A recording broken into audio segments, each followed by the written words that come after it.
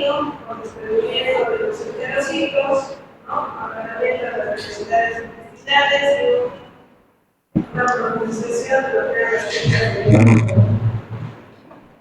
Los sentidos pueden preparar la prevención de que vamos a lo que es la colitis ulcerativa.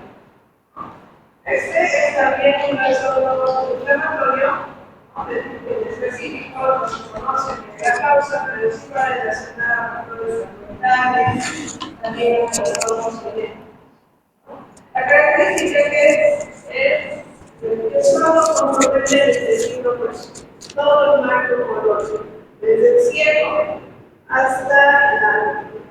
Pero no compromete el intestino delgado, y ese es un dato importante para poder diferenciar de la enfermedad de Crohn.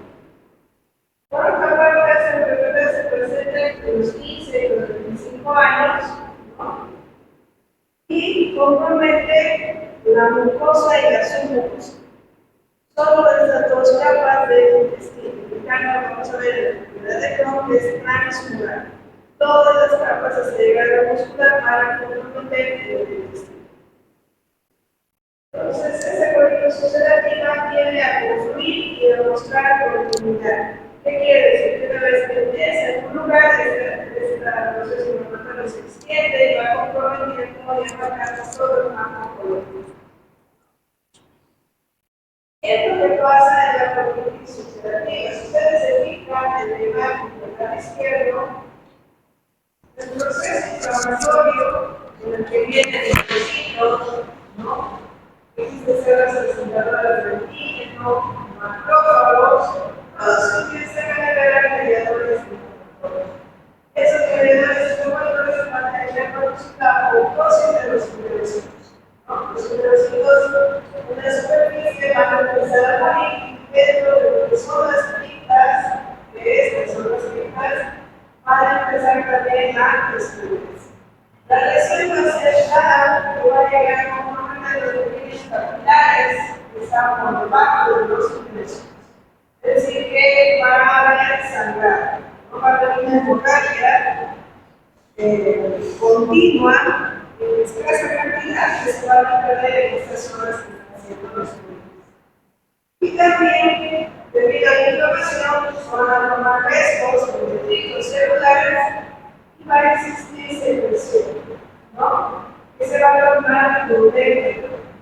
Entonces van a ver regiones con hemorragias puntiformes, otras con supuraciones o abscesos incluso físicos. Vean que toda la cripta de derecho se va a ir vacilando, ¿no? Por ese contenido de supuración. Entonces, lo que vamos a tocar en la colitis ulcerativa es eso, úlceras. ¿No? Ese tejido que se está engrosando y destruyendo va a generar pérdida de sustancia que se van a formar pequeñas úlceras a lo largo del intestino. E incluso por esta destrucción del epitelio se pueden formar pseudopólipos, ¿no? En la superficie del intestino grueso. Entonces, esto es una colitis ulcerativa. Existen diferentes grados de colitis ulcerativa. Desde que solo compromete el ano del recto, otros el recto, el sigmoides, otros ya en el colon descendente, el transverso, hasta llegar a comprometer el cielo. Solo el marco colónico. Entonces, ¿qué manifestaciones clínicas vamos a encontrar a consecuencia de este proceso inflamatorio a lo largo del cuerpo? Uno, un síndrome de mala absorción, ¿no? El paciente que va a tener pérdida de peso. A ver, ¿a qué se va a deber? A que, como está inflamado todo el colon, no va a haber una adecuada absorción de agua. Entonces, la mayor parte del agua se absorbe en el colon, ¿no? Aparte del vidrio y el ayuno, que son los nutrientes, cuando hablamos de agua participa más el intestino grueso. Entonces se va a presentar diarrea, dolor continuo, ¿no? De tipo abdominal, y esto va a producir dolor tipo cólico, ¿no? por eso va a hacer una pérdida de peso, porque con estas molestias el paciente no va a querer comer, ¿no? Porque cada vez que coma va a sentir que el dolor se intensifica. Después podemos encontrar por estas hemorragias que les decía y compromiso microvascular, deposiciones sanguinolentas, ¿no? A veces se pueden ver ya las deposiciones por sangre, ¿no? Por estas úlceras que se han formado a lo largo de toda la mucosa intestinal, o incluso no ser tan visibles, o sea, ustedes no van a ver el rojo de la sangre en las deposiciones, pero si ustedes piden sangre oculta en los estadios iniciales, les va a dar positivo, ¿no? Eso quiere decir que ya en pequeña cantidad ese intestino grueso está empezando a sangrar, ¿no? Solo en casos severos, donde ya hay un compromiso de todo el marco colónico, la sangre va a ser mucho más evidente de manera visual. Después, este sangrado continuo, porque todo el tiempo está sangrando, ¿no? Cuando no se puede visualizar y solo hay una sangre oculta, ¿no? El paciente va a ser un paciente con anemia, ¿no? Van a tomar un hemograma y el paciente siempre va a estar anémico. Entonces, cuando uno tiene un paciente anémico, tiene que pensar, decir, ¿dónde está perdiendo sangre? ¿No? Porque en algún lugar se tiene que estar perdiendo. Y es ahí cuando es oportuno pedir sangre oculta en heces. ¿No? La sangre oculta son esos pocos eritrocitos que al microscopio se van a poder ver, ¿no? Y que a simple vista no se puede ver como si fuera sangre, ¿no? Porque son muy poquitos. Después tenemos este proceso inflamatorio va a producir edema, ¿no? Líquido en el intersticio, ¿no? Y en todo el epitelio intestinal. Y este edema va a dificultar que los nutrientes se puedan absorber, y en el caso del colon, que el agua se pueda absorber, ¿no? Después, debido a esta continua inflamación, también va a haber una irritación de las terminaciones nerviosas a nivel del colon. Entonces va a ser un paciente que tiene tenesmo. El tenesmo es esas ganas continuas de ir al baño, a tener deposiciones, pero cuando va el paciente y se sienta no hay nada, ¿no? Por más esfuerzo que hace, doctor, no me sale nada, pero ganas de ir al baño tengo, ¿no? ¿Y eso por qué es este tenesmo? Por la irritación de las terminaciones nerviosas que están expuestas ya por las áreas de necrosis y úlceras que existen en la superficie del colon, ¿no? ¿Puede tener una manifestación sistémica? Sí. En la colitis ulcerativa no solo es el problema abdominal, sino también tienen que buscar a nivel sistémico, por ejemplo, puede existir dolor a nivel de las articulaciones. Puede, a nivel de la piel, puede encontrar edema nodoso o edema granuloso. Eso es popular cerca a las articulaciones o diferentes zonas de la piel. Puede encontrar en la boca, ¿no?, la presencia de inflación de las encías o incluso deterioro del desmante. Pueden encontrar en los ojos, ¿no?, uveitis, esteritis, motitis, inflamación en ejercicio.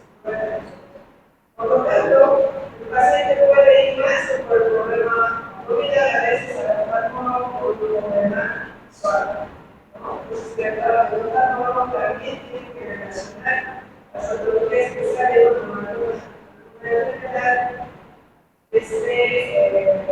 en un lugar muy diferente, como en este caso sería la condición general. También se puede resolver a nivel hepático bronquitis, ¿no?, esclerosante, y a nivel de la sangre se puede asociar a pacientes con anemia hemolítica o ¿por qué? Porque es una enfermedad inmunológica, es decir, también puede afectar otro tipo de células o puede existir con otros trastornos inmunitarios.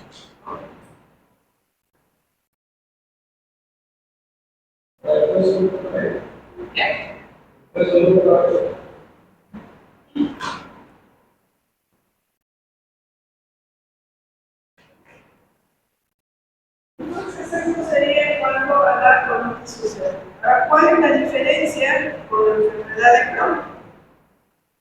Son enfermedades casi similares en sus mecanismos fisiopatológicos. En la enfermedad de Crohn también existe un trastorno, un componente genético, también ambiental, en donde se puede producir una reacción inflamatoria por debajo de los hijos y eso va a producir destrucción de los órganos. O sea, es una patología, una fisiopatología muy similar a la anterior, pero tiene ciertas diferencias que son importantes. Por ejemplo, en la colitis ulcerativa decíamos que solo toma mucosa y submucosa. En cambio, aquí en la enfermedad de Crohn es transmural, va a ocupar todas las capas del intestino. La otra era solo el colon. Esta puede comprometer ilio, es decir, el intestino delgado, hasta incluso verse rastros de la enfermedad de Crohn en el estómago, ¿no? Después, la otra era entre los 15 a 25 años, esta la vamos a encontrar entre la tercera y la cuarta edad, ¿no? Es una enfermedad de evolución lenta, incapacitante. ¿Por qué? Por las manifestaciones clínicas, el dolor abdominal, ¿no? Y algo que también es característico cuando se logra visualizar con una colonoscopía o enterocolonoscopía, es que cuando ustedes miran el interior del intestino, parece un piso enlosetado, ¿no? Como esos que hay en el casco viejo, de las losetas, así parchado. No hay lugares enfermos, lugares sanos, enfermos, sanos, ¿no? En cambio, en la colitis ulcerativa todo era enfermo, no había sector sano, ¿no? En cambio aquí sí, ¿no? Y esas lesiones intercaladas es lo que se llama el aspecto de empedrado, ¿no? Que tiene el intestino. Entonces vean, aquí el imagen no es como la otra que solo todo el tiempo, ahora está en el apéndice, está en el intestino delgado, en el glúteo, incluso en el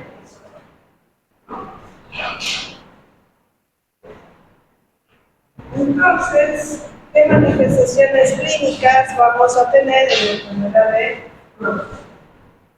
Muy similares a la colitis ulcerativa, sí, la verdad, muy similares. Casi el diagnóstico se hace por anatomía patológica, ¿no? Porque la clínica es similar, pero hay alguno que otro detalle que nos puede servir.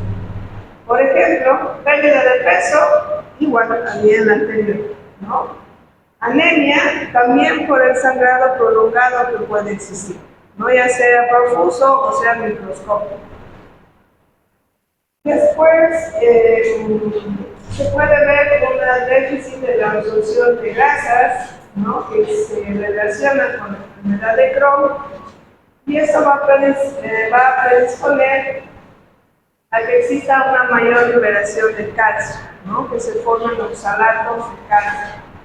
Y estos oxalatos de calcio, una vez que sean absorbidos y pasen a la sangre, cuando la sangre vaya hacia los glomérulos renales, van a pasar estos oxalatos de calcio y pueden producir cálculos, ¿no? Eso, por ejemplo, no había en la colitis ulcerativa, pero sí podemos encontrar en la enfermedad de Crohn, ¿no? ¿Qué más? La diarrea, por la misma razón, la vamos a encontrar también en la enfermedad de Crohn, ¿no? El dolor tipo cólico, ¿no? También por las mismas razones. Pero lo que sí no había, que lo vamos a ver aquí, son las físulas anales, ¿no? Son microperforaciones que se van a producir en el ano que van a generar trayectos viscosos, ¿no? Estos trayectos, este es la memoria rectal y este. Entonces, por fuera pueden ver como pequeños orificios. Pero estos orificios tienen explorarse. ¿Por qué? Porque si los exploramos pueden ser fístulas que se prolongan hacia diferentes lugares, ¿no? Y ser profundos. Por fuera tenemos un huequito, pero tenemos que introducir una sola cajada para ver el trayecto fisculoso y hacer el diagnóstico de la fístula anal. ¿Cuál es el problema de las fístulas anales? Que como tienen contacto con las posiciones y con la superficie externa, pueden volverse, pueden contaminarse y formar abscesos.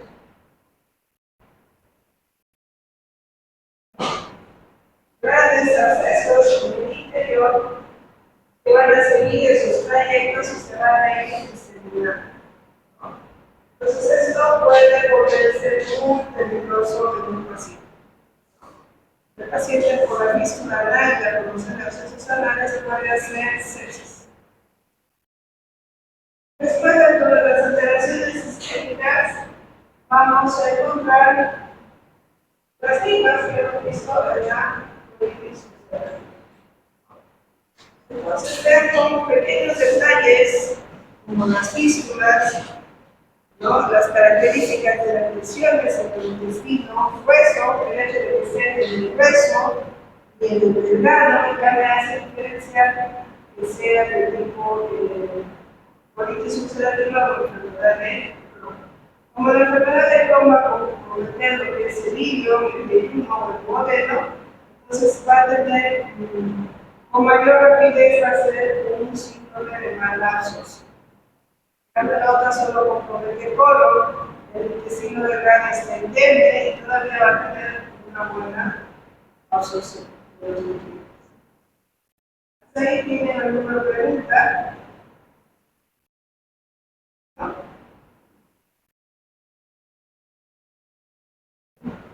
Ambas enfermedades, sí. Sobre la simbología de la serologías para hacer el diagnóstico. Sí.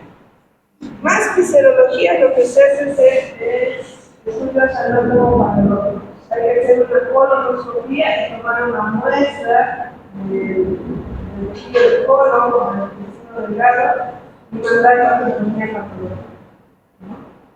La anatomía patológica es la que va a hacer el diagnóstico. Ya sea de la enfermedad de Crohn o de la colitis ulcerosa. ¿Hay marcadores? Sí, hay marcadores, pero no se llegan a utilizar sobre, ¿no?